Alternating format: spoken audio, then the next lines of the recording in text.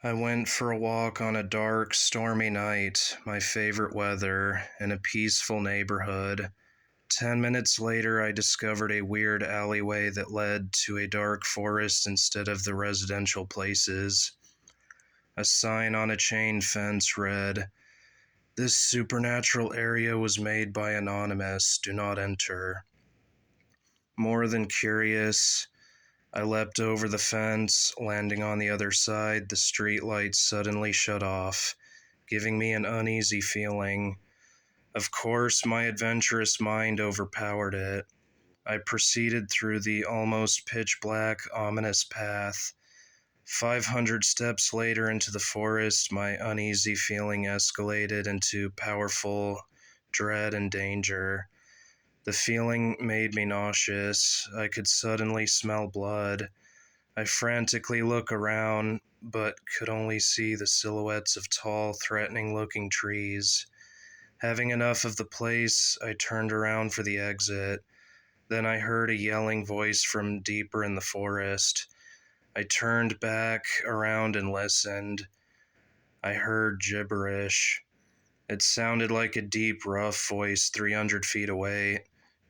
10 seconds later, I heard the same voice with louder gibberish 150 feet away.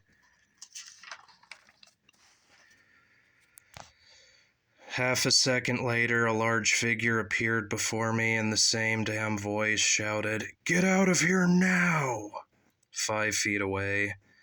There was never the sound of footsteps. It was as if he teleported in front of me. I sprinted towards the exit, probably at 40 miles per hour, faster than I ever thought I could move.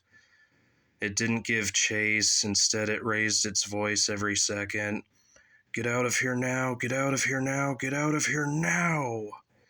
I jumped over the 8-foot fence and ran 2 miles back to the middle of the neighborhood.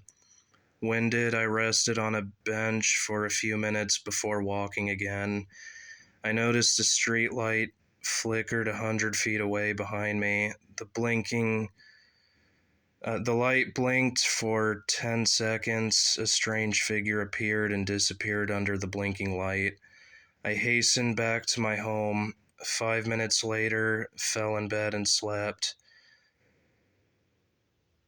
I woke up in the same spot where I turned around to flee, in the dreaded forest. It was dawn. A red haze of sunlight made the silhouette of trees look apocalyptic. What the hell? Am I dreaming? "No," responded a familiar voice. A 7-foot-tall gray figure appeared.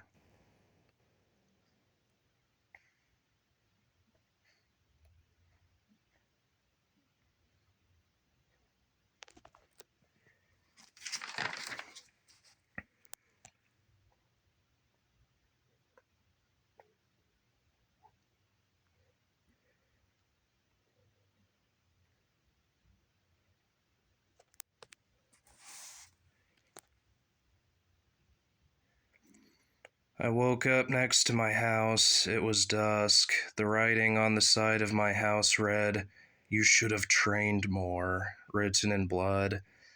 I could not help but agree with the message. The orange glow of sunlight beaming over the shadowy neighborhood did not look friendly. Suddenly, I hear a tap behind me on my roof.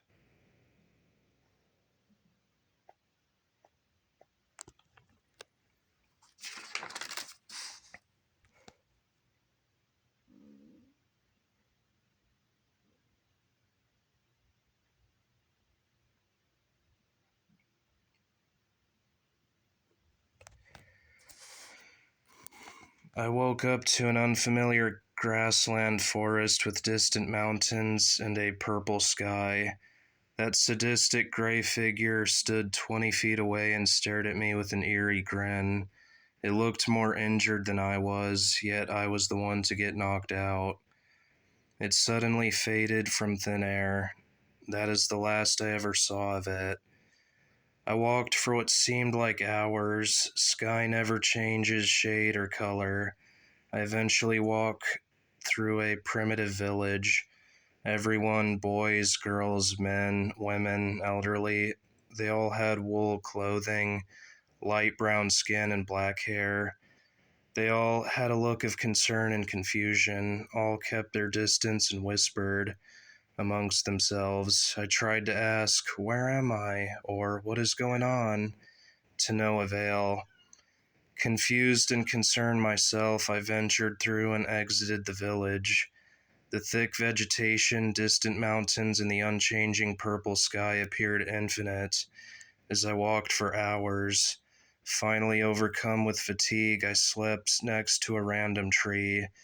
I awoke in a warm orange sandfield with scattered green and blue cacti. The sky dark blue, but with a bright yellow sun blazing passionately in the center of the sky. The sand reflected brightly in response. Why was the blue sky so unnaturally dark?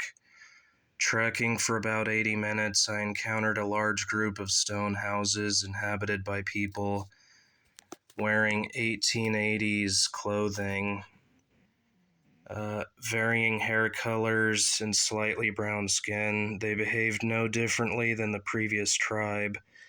I asked the same questions in vain, then continued my aimless hike until exhaustion finds me again.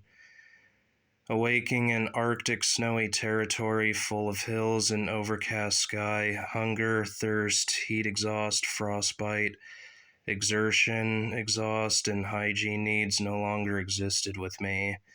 I never wake up in the same place. I am not a physical being, spiritual being, or even a self-imagined being. This chain of reality followed no rules to prove a being of any three. I don't know what I am. I can't tell if this is a test, accident, or illusion. All I have are my theories, constantly starved. I do know that my bewilderment is causing the phenomena, an unbreakable instinct to find solutions. The environment reflects upon the question mark. A never-ending cycle of mutual uncertainty. I theorize, perhaps, that gray figure is testing me instead of killing me, or I did something to cause this. Maybe I already died, and a godlike being is judging me. Could I be simulated for the purpose of entertaining real beings? Did I suffer some brain disturbance and hallucinating? I could be an alien experiment, the multiverse might be unstable, etc. I pondered hopelessly as I encountered countless tribes, ethnicities, and landscapes. Hopefully, I am not failing a test.